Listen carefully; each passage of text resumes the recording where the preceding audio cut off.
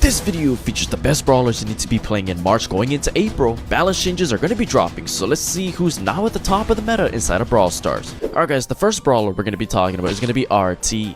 Now RT is kind of forgotten because of other longer range brawlers like B and Bell that just overshadow him. Even though RT has a narrow projectile hitbox and it's a little bit more difficult to hit his shots sometimes, he's still a great sharpshooter to play on open up maps. But if it's a closed off map, his super will be great to defend himself and melt any aggro brawler he comes across. Now I personally have always loved playing RT because of his ability to mark up the enemies and make it easier for you and your teammates to deal more damage. The mark that is placed on the enemies is great for game modes like Knockout, Bounty, and Wipeout to get quicker and unexpected kills. Unfortunately, there's no more rank modifiers like barbed ammo, which is where he really shined. He could get a lot of guaranteed extra damage every time he connects with his attack. Now something that shot RT up in the meta, not only his ability to walk on water, but it's because of his out of line gadget. I know that a lot of people are now using his out of line gadget since it got reworked, but it really depends on the map you're playing on. This is because his super is great in case you face aggro or tanky brawlers, so you can burst them down. Sometimes you may need to just quickly get your super when being pressured hard. Alright guys, the next brawler we're going to be talking about is going to be Angelo. Angelo is still considered to be one of the strongest sharpshooters in the game. His ability to instantly deal 4,000 damage is enough to cause the enemies to immediately retreat because dealing that much damage in one shot is no joke. Also with his ability to hover above water makes him extremely versatile on any map that is even the slightest bit of water. He can use that to escape danger from far range brawlers and also to cause pressure against enemies that are short range.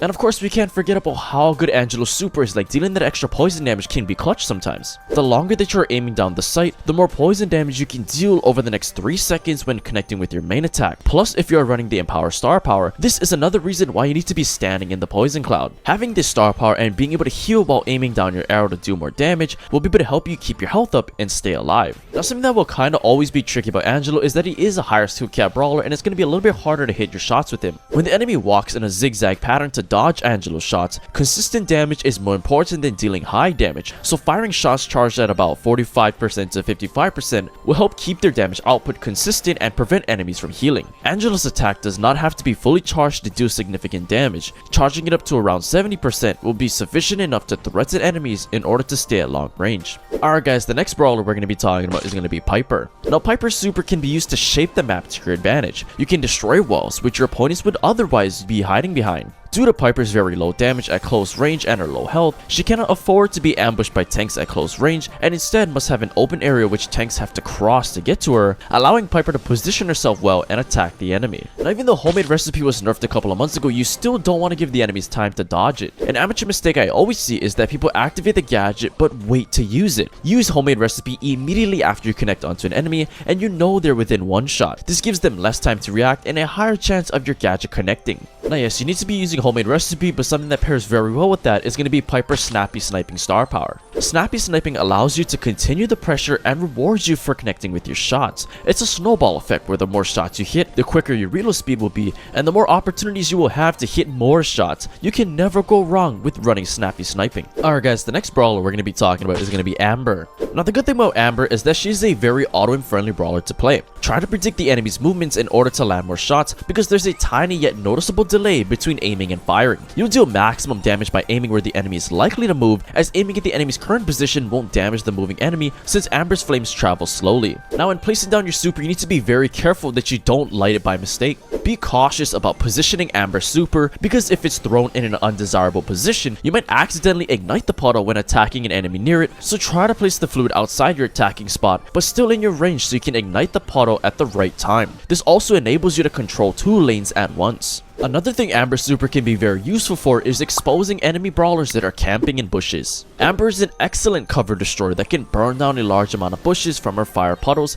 and her attack combined will also be able to inflict burning damage, restricting an enemy's ability to heal and retreat. It will frustrate the enemy team and force them to play out of their comfort zone the rest of the match. Alright guys, the next brawler we're going to be talking about is going to be Byron. Now Byron doesn't have a lot of health, so you want to use Byron's long range main attack to keep your distance. To take advantage of Byron's range is to to chip away at enemies with his stacking tick damage while also dodging their fire. Once they're low on health, you can use your super to finish them off. The great thing is that your super is a lobbing attack, so it can be thrown at good distance, but more importantly over walls and obstacles if needed. Now if you think about it, one of the reasons why I love playing Byron is that he's kind of easier to play than some of the other long range brawlers in the game. Since his range is long but his cooldown is slow, sharpshooting skills such as aiming ahead of the enemy's direction of travel are needed to utilize Byron well. However, with his fast projectile speed, aiming with Byron is easier than with other longer range brawlers such as Brock or B. Now even after all these months, Byron is still going to be one of the best sharpshooter brawlers to play in the current meta. Byron's long range, high tick damage, and healing abilities truly shine in team events. This is mostly because he can consistently heal his teammates while they work towards the event objective, with the healing giving more ease.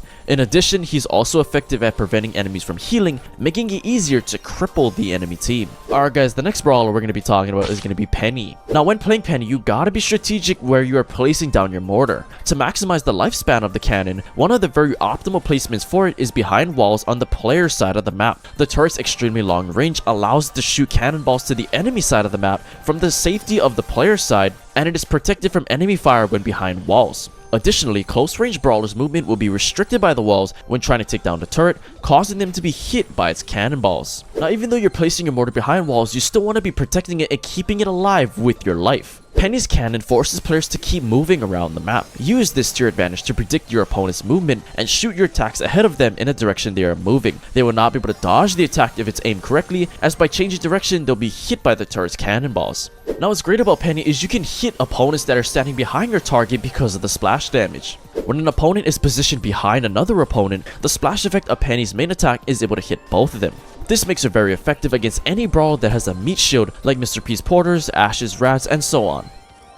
Alright guys, the next brawler we're going to be talking about is going to be Griff. Now Griff is easily considered to be one of the best anti-tank brawlers in the game. Griff's super has high burst damage regardless of range, and because of this, his super can be used in a lot of situations, such as using it to devastate enemies directly, keeping close range enemies away from you, or to quickly defeat enemy gem carriers in gem grab. Griff's super is still active even if he is still defeated, dealing a little bit more damage and allowing for some super recharge after being defeated. Now unfortunately, Griff has one of the more intricate supers inside of Brawl Stars. Although Griff can hit more banknotes with his super at close range, the super deals less damage at close range, which results in less supercharge. Prioritize his super on farther enemies to deal more damage, recharge more of his super, and give a sufficient amount of time to reposition himself so that the banknotes hit enemies while they're returning. Now not only is Griff's super very intricate, but his main attacks can be hard to hit sometimes as well. Griff struggles in long range combat due to his slow unload speed. His attack does deal high damage, but his full potential requires Griff to be at close range. However, Griff can still be effective at long range combat if he attacks enemies at the tip of his range, where he can hit most of or all of the coins. Alright guys, the next brawler we're going to be talking about is going to be Gus. Now Gus's super is definitely one of the better ones throughout all of Brawl Stars. Gus's super can be used to protect the teammate who has the most gems or is worth the most bounty stars so they don't die. In addition, if Gus or his teammates is the gem carrier or worth many bounty stars and they're being pursued by aggressive brawlers, Gus can use his super to knock them back and run away or stay out of their range to continue attacking. What's also really good about Gus's super is that it's extremely versatile. Gus's super has to be used immediately, either offensively or defensively, since its health decays very rapidly.